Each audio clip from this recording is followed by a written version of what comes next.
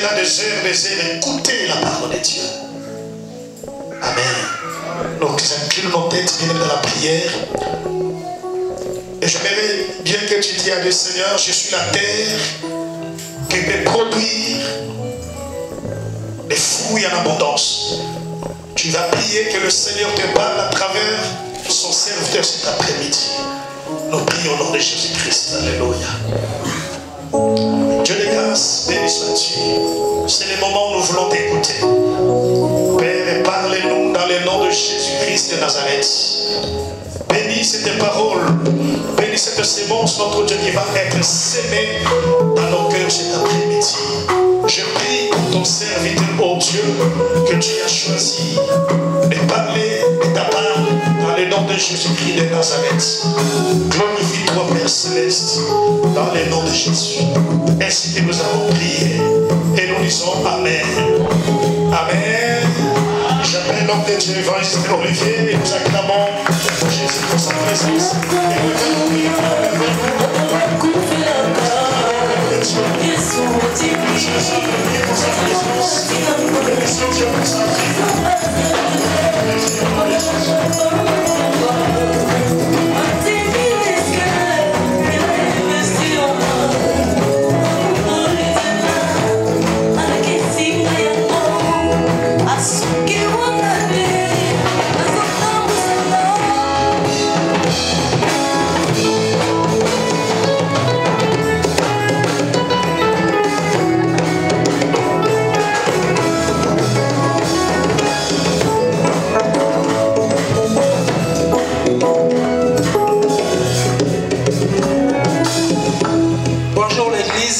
Bonjour. Est-ce que ça va? Bien aimé, ça m'a touché quand l'homme de Dieu a demandé les témoignages dans l'église. Et avant-hier, dans la gare où moi je prends souvent le train, Cité universitaire à Paris, je crois que nous tous on a vu ça dans la télé. Il y a une dame de 52 ans, en bonne santé. Elle est sortie pour travailler, mais elle a trouvé la mort. Elle ne s'attendait même pas. Elle était dans la gare, quelqu'un l'a poussée. Bien les mêmes devons réaliser la grandeur. Si toi tu vis, moi je vis. Grâce à ces dieux. Nous sommes un peu spécial. Et à chaque fois nous devons rendre que gloire à ce Dieu-là. Voilà, on nous dit que la grandeur de Dieu nous échappe. C'est vrai. Et à chaque fois, si on lui demande bien aimé, comme l'homme de Dieu a dit, c'est à nous de précipiter même. La reconnaissance paye. Bien aimé, on ne fait absolument rien devant Dieu. Si nous sommes ici par sa grâce, imaginez qu'il y a des gens qui prient plus que nous. Il y a des gens qui craignent Dieu plus que nous. Mais aujourd'hui, à ce moment, c'est appel. Mais Dieu a décidé de prendre leur souffle. Voilà, à chaque fois, bien aimé, comme on nous dit, les témoignages, les chansons se préparent à la maison. On n'est pas là pour nous inciter. Il y a quelqu'un pour témoigner, quelqu'un pour bien aimer chanter la gloire de Dieu. Amen. Quelqu'un qui connaît la grandeur de Dieu, il est libre à jamais. Libre, bien aimé. Voilà, dans l'homme, il y a quelque chose que Dieu ne peut jamais détruire. C'est ta volonté, ton choix et ton libre arbitre. Dieu ne détruira jamais ces choses-là. Lorsqu'il a créé Adam et Ève, et dans le jardin il a dit, je mets l'arbre de la vie, la connaissance, et il a dit, c'est à toi de te choisir. Le jour où tu en mangeras, et tu seras ton sort. Il a laissé le libre choix à Adam de choisir. Bien aimé, c'est à toi de choisir aussi ta vie. Mais je sais que la meilleure vie, c'est avec Jésus. Est-ce que nous pouvons acclamer notre Seigneur? Est-ce que nous pouvons acclamer notre Seigneur? Le Dieu qui nous a fait grâce. Oui, sans plus tarder, nous prenons nos Bibles dans le livre de Jean. Jean chapitre 5. Jean 5. Oui, verset 1 à 10. J'ai lu la parole du Seigneur. Amen. Jean chapitre 5, 1 à 10. Après cela, il y eut une fête juive et Jésus monta à Jérusalem. Or, à Jérusalem, près de la porte de Brebis, il y a une piscine qui s'appelle en hébreu Bethesda et qui a 5 portiques. Sur ces portiques, un grand nombre de malades étaient couchés. Des aveugles, des boiteux, des paralysés. Ils attendaient les mouvements de l'eau. Car un ange descendait de temps en temps dans la piscine et agitait l'eau. Et le premier qui descendait dans l'eau après qu'elle avait été agitée était guéri, quelle que soit sa maladie. Là, s'est trouvé un homme infirme depuis 38 ans. Jésus le vit coucher et sachant qu'il était malade depuis longtemps, il lui dit, veux-tu être guéri? L'infirme lui répondit, Seigneur, je n'ai personne pour me plonger dans la piscine quand l'eau est agitée. Et pendant que j'y vais, un autre descend avant moi. Lève-toi, lui dit Jésus, prends ton brancard et marche. Aussitôt, cet homme fut guéri. Il prit son brancard et s'est mis à marcher. C'était un jour de sabbat. Les Juifs dirent donc à celui qui avait été guéri, c'est le sabbat. Il n'était pas permis de porter ton brancard. Il leur répondit, celui qui m'a guéri m'a dit, prends ton brancard et marche. La parole du Seigneur. Amen. Bien aimé, la parole du Seigneur. Amen. Oui, je vous en prie maintenant.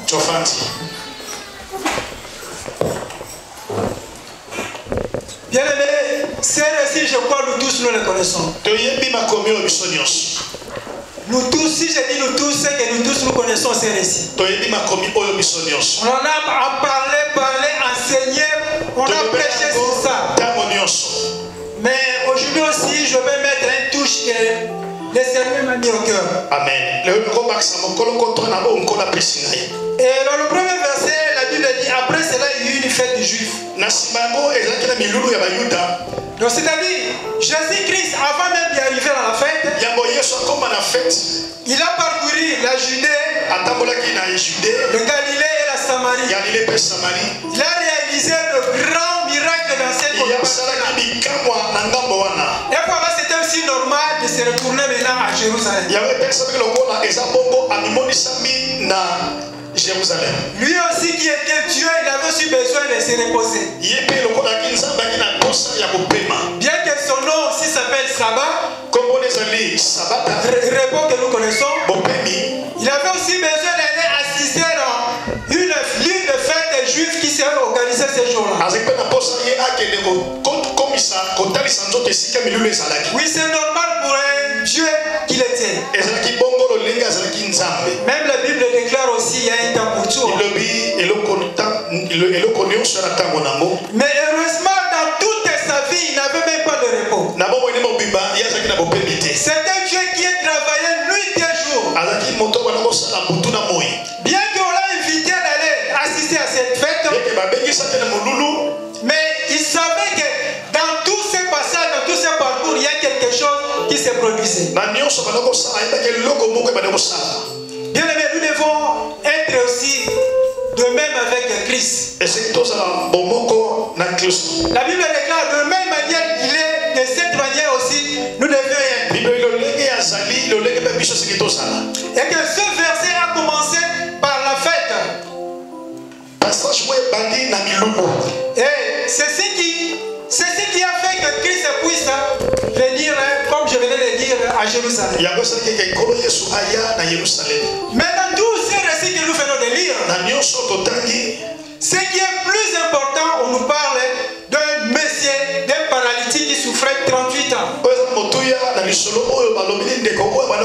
pendant 38 ans. Mais parmi les malades, il y en avait plusieurs. Mais il y avait quelqu'un qui a fait exception. La Bible dit 38 ans. Là aussi, je vais essayer de corriger. La plupart quand on dit 38 ans, on pense qu'il a fait 38 ans de maladie. Non, non, ici la Bible dit il a passé 38 ans dans la piscine. 38 ans na esika piscine ezalaki. 38 ans dans la piscine, c'est-à-dire sa maladie de passer même 38 ans. Maladie na ye elekaki bamvula wana. Non, il a fait 38 ans de maladie. Il a fait 38 ans dans la piscine. Asalaki 38 ans na maladie na. Pour attendre seulement la guérison. Kozela lobiko. Bien aimé, ce n'est pas facile. Ezali petete. Ce n'est pas facile, bien aimé. Ezali petete. Un homme qui était malade. Moto azalaki malade. Mais il a passé 38 ans dans la piscine. Ye awumeli mikolo 38 ans na piscine. Or la piscine là, Bethsaïda signifie maison de compassion. Piscine wana kombo nango ndako ya mawa. Mais pendant tout ce temps bien aimé, il ne trouva personne. Voilà, je vais dire à une personne. Mais quelle que soit la durée, l'année, je ne sais pas, le moment difficile que tu traverses, sache qu'un jour viendra où l'Éternel va intervenir. Le jour où Christ va s'élever dans ta vie, personne ne s'y opposera. Mais je sais qu'aujourd'hui, c'est ça aussi, c'est un jour de ta visitation. Bien aimé, nous devons toujours avoir cette terre devant ce Dieu. Ce que j'ai aimé dans l'attitude de cet homme, il avait la patience. Bien aimé, ce n'est pas facile pendant 38 ans. Quelle patience. Mais il attendait toujours. Parce qu'il savait que sa guérison viendra que de ces lieux-là. Malgré il y a eu de turpitude dans sa vie, mais il était toujours là. Bien aimé, c'est vraiment ma touché, je vais parler. Je sais qu'on a déjà parlé trop de choses dans ces versets. J'ai épinglé au moins des choses que je vais essayer de parler cet après-midi. Et c'est d'abord dans le verset 6 et 8. Verset 6 et 8. Il y a deux mots que Christ avait. Faites-y être guéri. C'est dans le verset 6. Et dans le verset 8. Dit lève-toi, prends ton lit et marche. Bien aimé, il y avait que deux mots qui a produit le miracle dans la vie de cette personne. Et que nous connaissons, il y a aussi un monsieur qui avait un serviteur malade. Mais il a demandé à Christ dit seulement un mot. Bien aimé, cet après-midi, et Dieu ne va pas parler 3 ou 4 mots. Il va parler seulement un mot ou 2 mots. Et que les choses vont changer de ma vie. Bien aimé, j'ai aimé son attitude. Bien que 38 ans malade à la piscine, mais il a vu des gens passer guérir. Il y avait même des gens qui sont venus après lui. Ils sont guéris. Mais lui qui est resté là-bas, personne. Bien aimé, ce n'est pas facile. Ce n'est pas facile. Peut-être aussi toi aussi. Tu as une maladie qui ne trouve pas la solution. Tu as un problème qui n'arrive pas à trouver la solution. Je ne sais pas quelle est la situation qui te menace. Mais ce que je te demandais, c'est après d'avoir toujours la patience. La patience fait partie des fruits de l'esprit. Bien aimé, cet homme aussi avait sa famille. Mais je me demande aussi que si cet homme avait la foi, est-ce que réellement il avait la foi, cet homme? 38 ans, bien aimé, tu peux aussi avoir la foi. Mais moi je pense qu'il avait la foi. Le fait seulement de quitter sa maison, le fait de quitter sa famille et d'aller s'installer à la piscine, c'est que cet homme avait la foi. Bien aimé, la seule chose qui nous reste, c'est la foi. Si nous croyons que Christ viendra nous enlever ces mots de la foi, si Dieu aussi existe au niveau de la foi. Amen. Mais cet homme a manifesté tellement la foi. Il avait seulement la foi dans sa vie. Et ce qui est étonnant, Christ, on va lire dans le verset 6. C'est là où les choses ont commencé. Jésus l'ayant vu coucher, et sachant qu'il était malade depuis longtemps, lui dit, fais-tu être guéri? C'était la question qu'il a posée à Jésus. Fais-tu être guéri? Bien aimé, dans ta situation aussi. Veux-tu être guéri? Cet après-midi, veux-tu être guéri? C'était seulement la question que Christ lui posait. Un jour aussi, il rencontra Bartimée. C'était la même question qu'il a posée. Que veux-tu que je fasse? Et mais la différence, Bartimée a déclaré, je fais quoi? Ouvrirai la vue. Mais ici, voilà cet homme. Que veux-tu que je fasse? Au lieu de répondre seulement à Christ, les malades répondaient, Seigneur, je n'ai personne pour me jeter dans l'eau. Mais ce n'était pas le problème de Christ. Il a posé seulement la question, que veux-tu être guéri? Bien aimé, il y a des fois aussi, on se complique pour rien. Même nous, les serviteurs, étaient les enfants de Dieu. Il y a d'autres choses qui demandent seulement une déclaration prophétique. Tu parles seulement. Mais tellement on est ancré en nous l'esprit de jeûne et prière. On croit que seulement Dieu répond au travers des jeûnes. Les jeûnes de prière que Christ faisait, c'était pour fortifier mon âme et son esprit. Et voilà, à chaque fois il rencontrait des difficultés,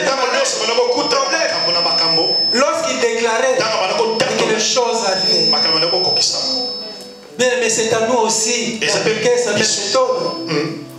Bien que je sais, un jour aussi, les disciples de Christ, ils ont commencé aussi à déclarer. Le miracle s'est produit au travers le peuple.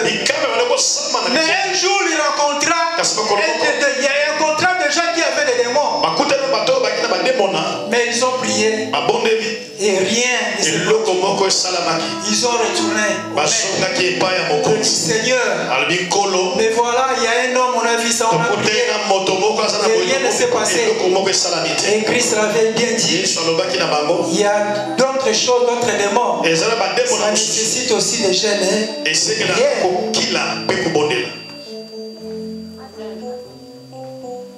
Bien aimé, nous devons être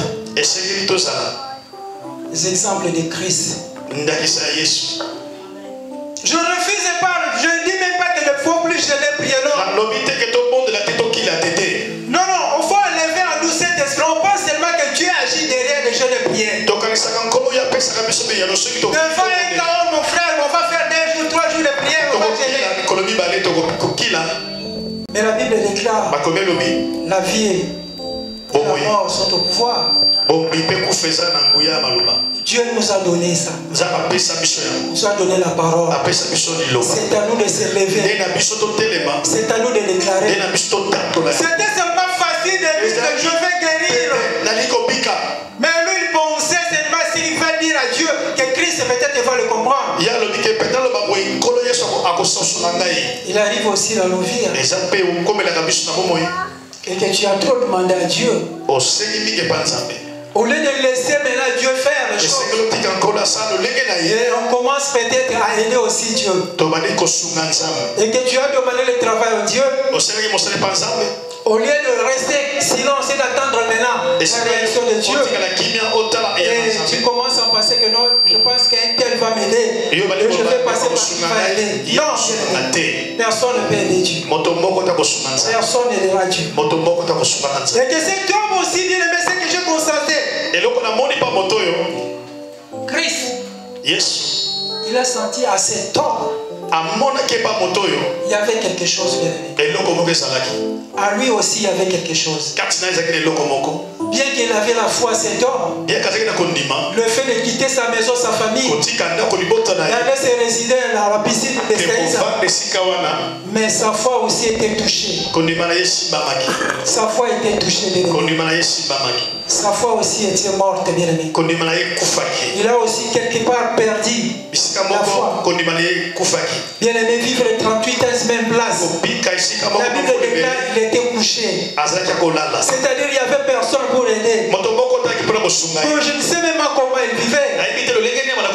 Bien que c'était dans la piscine de Bethsaïda, peut-être qu'il y avait des gens qui s'en occupaient. Mais quelle douleur, quel malheur que ce monsieur-là passait. Parce qu'il n'y avait personne pour l'aider. Bien aimé, nous devons se conformer seulement au Seigneur notre Dieu. Ne pensez que quelqu'un d'autre viendra peut-être t'aider. Et s'il pensait qu'il y avait quelqu'un pour l'aider, voilà, il était dessus. Il pensait que cet ange-là viendra lui aider. Bien aimé, cet ange était un envoyé seulement de Dieu. Il avait seulement une mission. Et que Dieu l'a recommandé à chaque fois qu'il entrait à l'eau d'agiter seulement l'eau. Sa mission s'est limitée seulement à agiter l'eau. Le reste là-bas, ça ne le préoccupait même pas.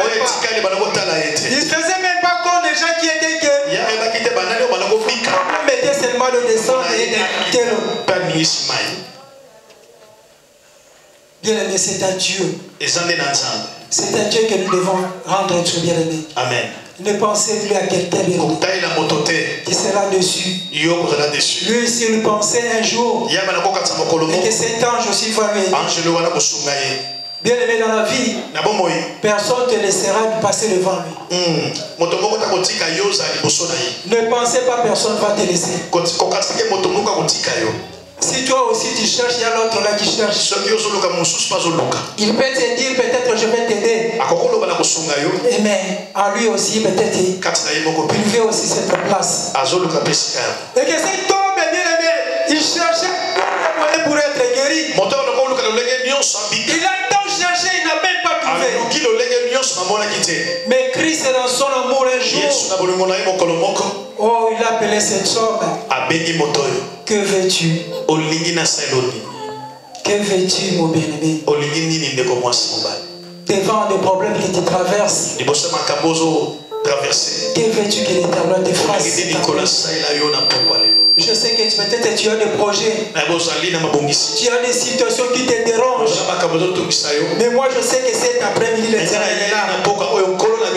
Bien aimé, c'est à toi de décider. C'est à toi de prendre une décision. J'aime une citation qui déclare, bien aimé, le passé se trouve dans la tête, mais ton avenir c'est entre tes mains. Tout ce que tu as vécu c'est dans ta tête. Les moments difficiles que tu as traversés, toute ta vie c'est dans ta tête, mais ton avenir c'est entre tes mains. C'est à toi de décider. C'est à toi de prendre une décision favorable. Ton lendemain appartient qu'à toi. Ce n'est à personne. Voilà cet homme, est-ce qu'il n'avait pas la famille? Peut-être aussi il avait sa famille, ses enfants, sa femme. Mais ce jour-là il est resté seul. Même aussi en Europe on le voit. Quand tu es malade et tu es seul, tu es seul à l'hôpital. Au début, quand je suis arrivé, je pensais peut-être on abandonnait les gens à l'hôpital. Tellement nous on est habitués, si quelqu'un est malade, on passe chez lui à l'hôpital, on fait tout ça. Même ton fils, tu vas le laisser là-bas à l'hôpital. Bien aimé, ce jour-là, tu seras seul. Il croyait peut-être qu'il y aura des gens qui vont l'aider. Il croyait aussi que l'ange pouvait l'aider. C'est qu'il oubliait qu'il était plus que l'ange. Lui était créé à l'image l'image de Dieu. Mais l'ange n'a pas été créé à l'image de Dieu. Bien aimé, nous devons se conformer qu'à l'éternel. Nous devons fixer nos regards vers Dieu. Mais lui, il a fixé ses regards vers l'ange. Mais pendant 38 ans, il était déçu. Personne ne pouvait lui sauver. Chacun cherchait son voie. Il y avait peut-être des familles aussi parmi ces gens-là qui cherchaient la guérison de la famille. Et toi, tu es resté seul. Et bien aimé, je te dirai une chose. Je vais te rassurer. Être avec Dieu, c'est la majorité. Les gens peuvent t'abandonner. Les gens peuvent te laisser. Mais si tu as l'éternel en toi, tu seras toujours un vainqueur. Quel que soit le temps, les circonstances, l'éternel intervient dans la vie. Et cet homme aussi, il avait toujours la foi. Mais ce que j'aimais à cet homme-là, il a gardé toujours, bien qu'il y avait la souffrance. Parce qu'il savait un jour, peut-être l'ange allait m'aider. Oh, ce n'est pas l'ange, c'était Dieu. Je vais te dire quelque chose qui va te choquer. Dieu, pour sauver Dieu, il envoie Dieu. Je pense que tu n'as pas compris. Dieu pour sauver Dieu, il n'envoie que Dieu. N'est-ce pas, la Bible déclare que vous êtes de Dieu, mais vous tombez comme le prince de ce monde. Toi, tu es l'image de Dieu. Lorsque tu tombes, c'est l'image de Dieu. Pour te sauver, ce n'est pas un ange qui viendra te sauver. Pour te sauver, ce n'est pas un animal qu'on va sacrifier. Pour te sauver, il faut que Dieu lui-même descende pour te sauver. Voilà, Dieu, il a compris. Ce n'est pas l'ange qui va te sauver, mais c'est moi Dieu. Parce que tu es l'image, mon image, mon ressemblance. Je vais descendre pour te. Bien aimé, cet après-midi, l'Éternel est là pour te sauver. Parce qu'il sait que tu es Dieu. Pour te sauver, il faut que son esprit. La Bible déclare, c'est le Saint-Esprit qui sonde le profondeur de Dieu. Celui qui connaît c'est Dieu. Dieu le Père, Dieu le Fils, Dieu le Saint-Esprit. Bien aimé, cet homme, il a cru. Il a cru qu'à l'ange. Il ne pensait même pas un jour qu'il viendra quelqu'un qui va. Et je vais poser aussi une question. Qui est notre ennemi?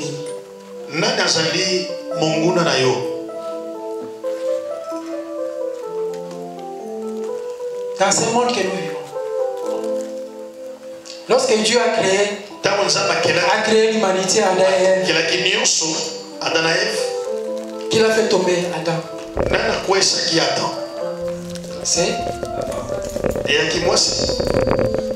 c'était la femme.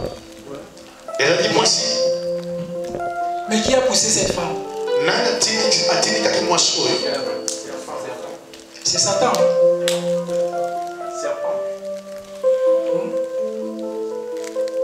C'est pas Satan. Mais c'est Satan, oui. Mais c'est oui, nous savons que c'est Satan. Mais là, Dieu a combien d'adversaires? Dieu a combien d'adversaires? C'est qui l'adversaire de Dieu? Voilà l'erreur que nous commettons. Bien aimé. Satan n'est pas l'adversaire de Dieu. Mais Satan est le créatif comme toi et moi. Bien aimé. Écoute ce que je vais dire. Un enfant ne peut jamais être l'adversaire de son père. Un enfant ne peut jamais être l'ennemi de son père. Ce que l'enfant fait, il se rebelle. C'est-à-dire, il n'obéit pas. Satan n'est pas l'adversaire de Dieu. Il était là-bas créature de Dieu. Lorsqu'il a désobéi, la Bible dit quoi? Dieu l'a précipité. Il n'a même pas chassé. Mais il l'a précipité. Précipité, c'est quoi? Il y a quelque chose qui est là. Je le pousse là. C'est tombé de haut vers le bas. Notre 1 Pierre, on va lire 1 Pierre. 1 Pierre chapitre, je crois chapitre 5. Pour bien comprendre, 1 Pierre chapitre 5, oui. Soyez sobre, restez vigilants. Soyez humbles. Votre adversaire, le diable, rôde comme un lion rugissant. Votre qui? Adversaire. C'est l'adversaire de Dieu ou c'est notre adversaire? De l'homme. Il n'est pas l'adversaire. Il faut plus dire ça. Dieu n'a pas de conquérant. Il est le seul le créateur de toutes choses. Avant que Satan existe, Dieu était là. C'est Dieu qui l'a créé. Il n'est pas son adversaire. Il est notre adversaire. Pourquoi il est notre adversaire? Parce que Dieu l'a fait quoi? L'a précipité. La Bible dit dans Psaume numéro 115, verset 15, le ciel est le ciel de l'Éternel. La terre, Dieu a donné à qui? Au fils de l'homme. Le ciel, c'est le ciel de l'Éternel. La terre, Dieu a donné au fils de l'homme. Voilà notre adversaire. Satan, c'est comme un SDF. C'est un squatter. Il n'a même pas un lieu. Voilà, la Bible dit qu'il rôde tout autour de lui. Il cherche un lieu. La terre, c'est à nous. Seulement, on n'a pas compris ce que Dieu nous a donné. La place où il y a de nous il n'a pas en place. Il n'est pas l'adversaire de Dieu. Si tu as Christ en toi, il n'est pas ton adversaire. Il viendra seulement au lieu de bien aimé, Satan ne peut jamais entrer dans ta vie. Si toi tu ne le permets pas. Au travers peut-être le péché. Au travers peut-être le genre de la famille. De même aussi Christ se déclare dans Apocalypse 3. Maintenant Dieu c'est Dieu devant le cœur de tout un chacun. Là il frappe aussi. Si tu l'ouvres, il entre. Si tu n'ouvres pas, mais le diable, il rôde. Trop malin. Il cherche. Mais Dieu, il est devant nous. Il frappe. Bien aimé, cet homme, il avait confiance à cet ange-là. Bien qu'il a vu aussi comment cet ange opérait dans cette piscine. Et à chaque fois, il agitait, bien aimé. Il y avait des miracles qui s'opéraient. Mais je me suis posé sur la question. Et combien de fois ces paralytiques s'est jeté dans l'eau? Parce qu'il y avait, c'était comme un défi, il y avait un course là. Et à chaque fois, il y avait combien de personnes qui s'est jeté dans l'eau? Et la Bible déclare seulement la première personne. C'est qu'il y avait combien de gens malades? Peut-être toi aussi pour ton problème. Tu as essayé plusieurs fois. Tu as essayé pour ta maladie plusieurs médicaments. Tu as allé consulter plusieurs médecins. Tu as cherché le boulot, tu as fait des CV partout. Tu as cherché le problème administratif, tu es allé partout. Je ne sais même pas combien. Mais c'est que je vais te rassurer. Et que cette ta Bible me dit, moi je crois. Si toi tu ne crois pas, Dieu là va essuyer tes larmes. Il y a un temps pour tout. Il y a un temps pour tout. Et que cet homme aussi avait droit dans la vie. Étant aussi fils d'Abraham, il devait aussi vivre. Mais son problème, parce qu'il a fixé ses regards vers l'ange. L'ange ne peut pas bien aimer te sauver. Non, on ne peut jamais te sauver. Il viendra seulement peut-être pour un message. Il viendra peut-être pour te protéger. Parce qu'il y a plusieurs sortes d'anges. Mais il ne vient pas plus que toi. Amen. C'est à toi de prendre une décision. Quelle est ta décision cet après-midi? Christ a dit, lève-toi. Prends ton lit et marche. Mais il y avait un procédé pour aller là-bas. Pour être sauvé, il y avait trop de procédés. Il faut se jeter dans l'eau. Mais comment cet homme qui est paralytique, de quelle manière il va se jeter dans l'eau? Il y avait trop de procédés. Mais le jour où il a rencontré Christ, il a déclaré que les mots, veux-tu être guéri? Veux-tu être guéri cet après-midi? Veux-tu être guéri, mon frère? Ne regarde plus à gauche, à droite. Veux-tu être guéri? Bien aimé, j'ai représenté la piscine comme l'église. Et cet homme est paralytique comme nous chrétiens. Et dans l'église, chacun vient avec son problème. C'est souci. Mais la restauration, la bénédiction, et peut-être la délivrance ne se réalise pas le même jour dans la vie de chacun de nous. Chacun a son jour. Chacun a son jour de sa visitation. Mais nous tous nous aussi. C'est pareil comme Christ aussi. Est-ce que dans cette ville-là, dans cette piscine, il n'y avait pas de malades? Mais il y avait plusieurs malades. Mais ce jour-là, ce fut le jour de cette femme paralytique. Persévère, bien-aimé. Celui qui persévère jusqu'à la fin. Cet homme-là dit non, moi je donne ma vie ici. Je rentrerai que le jour où je serai guéri. Je rentrerai que le jour où je serai béni. Je rentrerai le jour où Dieu va me visiter. Il a dit prends ton lit. Prends ton lit. Prends ton lit. Mais je me pose ici la question. Mais pourquoi Christ a dit de prendre son lit? Il pouvait aussi laisser le lit là-bas. Prends ton lit. Là c'était pourquoi? Que cet homme puisse se souvenir des lieux où Christ l'a tiré. Et Dieu t'a tiré où? Est-ce que tu es reconnaissant devant ce Dieu?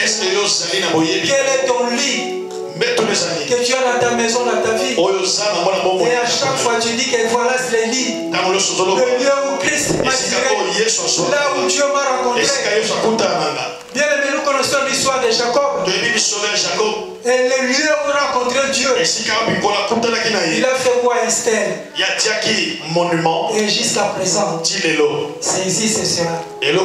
Pour témoigner seulement sa grandeur. Dieu te demande de prendre ton lit pour témoigner à Dieu. Voilà ce que Dieu a fait. La Bible déclare qu'il y avait une femme qu'on appelait Rahab la prostituée. Mais ce qui est étonnant, comment il prostituait? Être intégré la générosité.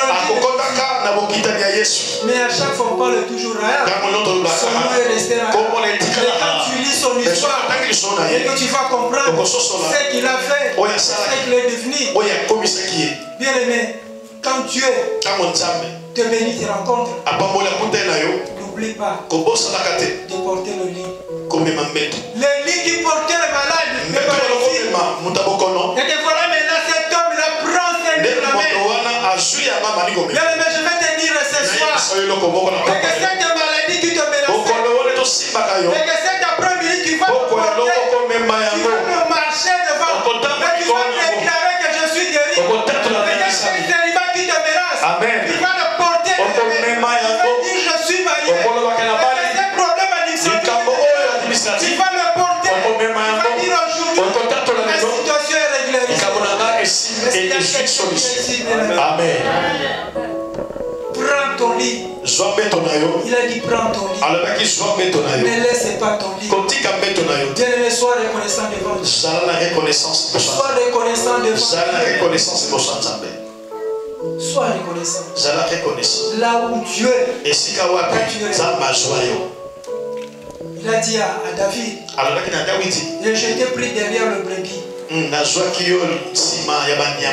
voilà aussi un jour David. Mon âme n'oublie jamais le bienfait de l'Éternel. Dieu était dans le désert, dans la brousse. Dieu est attiré. Combien bien-aimé, Dieu nous bénit. On oublie même les lieux de départ, les lieux de rencontre. Bien-aimé, c'est malheureux. À chaque fois tu es là, il faut présenter ton lit à Dieu. Représente aussi, il faut témoigner à des gens tout autour de toi. Voilà mon lit. Garde ces lits, bien-aimé. Amen. Garde ces lits. Et ces lits n'étaient pas qu'à ça. Et dans le verset, dans le verset 8, la Bible déclare: lève-toi, lui dit Jésus, prends ton lit et marche. Prends ton lit d'abord et puis marche. C'est-à-dire qu'il ne va plus demeurer. Tu vas quitter la vie. Toi aussi cet après-midi, tu vas quitter la médiocrité. Tu vas quitter cette maladie. Tu vas marcher, tu vas quitter tout ce qui t'a bloqué, tout ce qui t'a empêché de voir la gloire de Dieu. Lève-toi et marche. C'est-à-dire quitte ces lieux. Ce n'est pas ton lieu. Tu dois quitter. Tu dois quitter. Tu dois marcher pour contempler la gloire de Dieu. Et pour dire merci de tout ce qu'il a fait dans ta vie. Et que cet homme rencontra Christ. C'était facile. C'était rien que par des mots. Ce n'est ni par des gènes. Il n'a fait même pas le jeûne, pas le veille de prière. Il a déclaré seulement le même Dieu qui était hier, aujourd'hui et éternellement. Il ne change pas. De la même manière qu'il a fait avec ses il est capable de le faire. Seulement croire. Veux-tu être guéri cette nuit?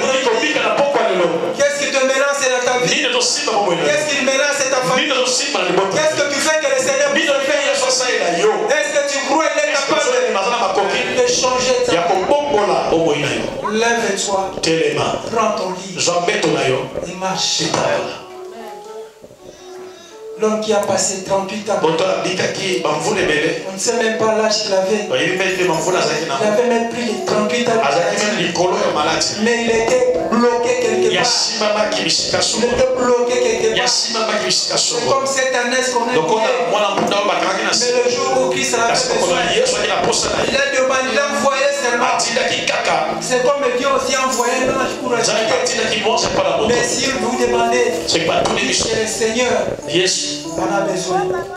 Cet après-midi aussi. Le Seigneur a besoin de toi. Est-ce que tu es prêt? Tu es prêt de te lever? Tu es prêt de prendre ton lit? Tu es prêt de marcher? Viens, lève-toi là entier.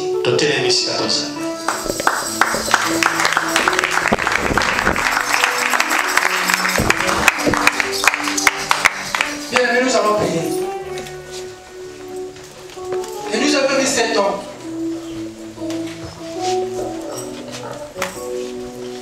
Je l'avais numéro, je crois. Il y a des sujets pour les hommes. Nous avons des sujets au bon de là.